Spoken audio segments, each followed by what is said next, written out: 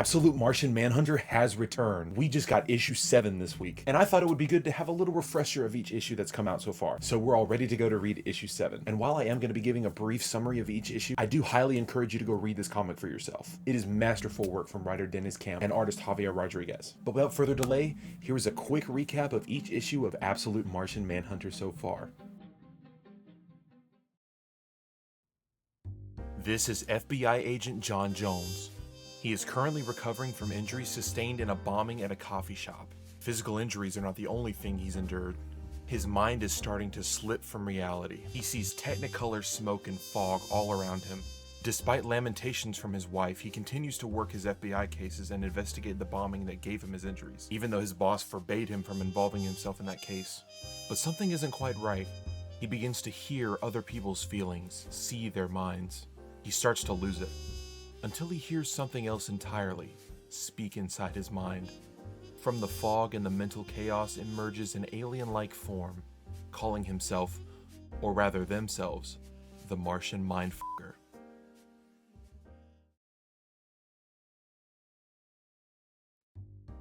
The Martian is doing what he can to get John to accept his consciousness and work with him.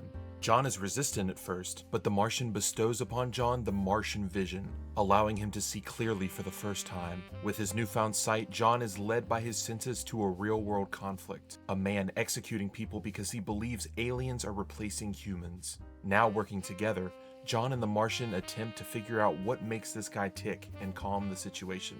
But while the Martian is inside this guy's mind, he gets a glimpse of another entity, a white Martian.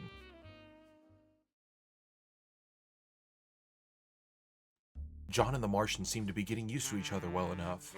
They're investigating a disturbing recent case. 24 homeless people set on fire and killed by 24 perpetrators. John interviews all 24 suspects, yet he can't seem to figure out a motive. And all 24 perps had a white ring of smoke around their head, only noticeable by John. The Martian suggests that this could be the influence of the white Martian he had seen glimpses of previously.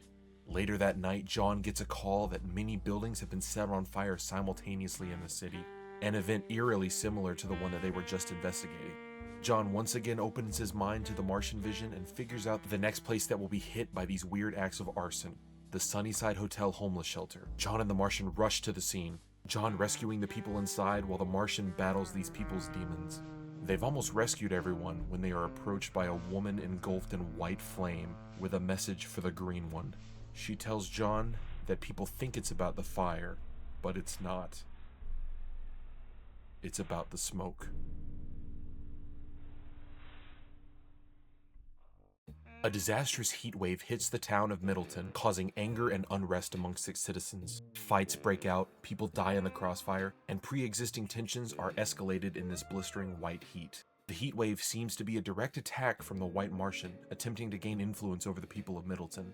Though tensions rise in the city, they are also rising in John's marriage. His constant neglect of his wife and son have led Bridget to confronting him about it. She lays it all out on the table, saying she doesn't know who he is anymore and that she doubts their marriage. She suggests he stay somewhere else for a while. During their fight, the Martian cracks the sun's code and gets rid of the white Martian's hold on it, returning it to normal.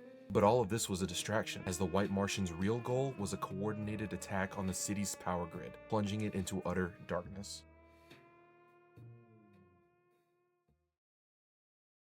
The city has been consumed by darkness.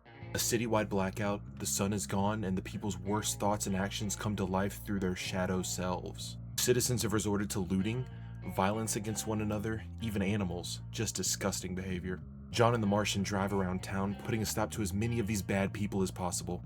But the darkness is ever growing. Some people they cannot save.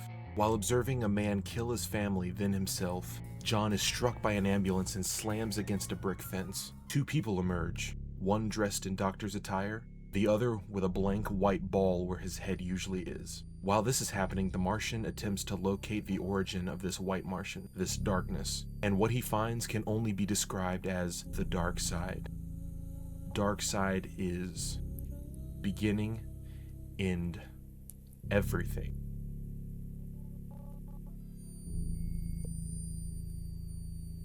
The white Martian's influence has reached its highest point. People no longer have just white rings of smoke around their heads. They are completely engulfed by a large white orb.